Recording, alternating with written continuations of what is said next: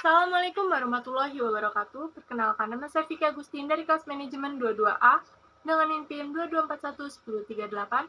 Di sini saya akan menjelaskan tentang materi pasar modal. Apa itu materi pasar modal? Pasar modal merupakan kegiatan yang berhubungan dengan penawaran umum dan perdagangan efek, perusahaan publik yang berkaitan dengan efek yang diterbitkannya, serta lembaga dan profesi yang berkaitan dengan efek.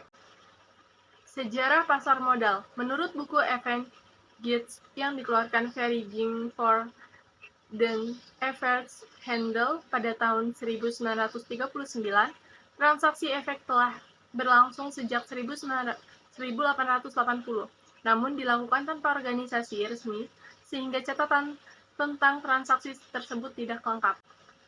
Pada tahun 1878, terbentuk perusahaan untuk perdagangan komunitas dan sekuritas, yakni Dunlop dan Co. Cikal bakal PT Perdanas baru pada tahun 1912, tepatnya tanggal 14 Desember, Amsterdamse Effectenbeurs membuka cabang bursa efek untuk pertama kalinya di Indonesia yang bertempat di Batavia, Jakarta. Fungsi modal pasar. 1. Pasar modal sebagai sarana penambahan modal bagi usaha.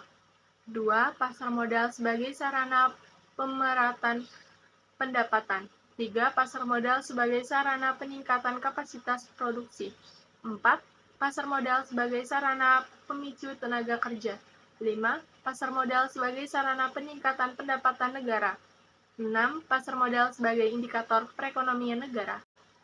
Instrumen investasi pasar modal. 1. Saham. 2. Reksadana. 3. Surat utang atau obligasi. 4. Exchange traded fund. 5. Derivatif. Manfaat pasar modal. Manfaat pasar modal untuk emiten. 1. Jumlah dana yang dapat dihimpun berjumlah besar. 2. Dana tersebut dapat diterima sekaligus pada saat pasar perdana selesai. 3. Tidak ada kovenan sehingga manajemen dapat lebih bebas dalam pengelolaan dana atau perusahaan. 4. Solvabilitas perusahaan tinggi sehingga memperbaiki citra perusahaan. 5. Ketergantungan emiten terhadap bank menjadi lebih. Manfaat pasar modal untuk investor. 1. Nilai investasi berkembang mengikuti pertumbuhan ekonomi. Peningkatan tersebut tercermin pada peningkatannya harga saham yang mencapai capital gain. 2. Memperoleh dividen bagi mereka yang memiliki atau memegang saham dan juga bunga yang mengambang bagi pemegang obligasi. 3. Dapat sekaligus melakukan investasi dalam beberapa instrumen yang mengurangi resiko.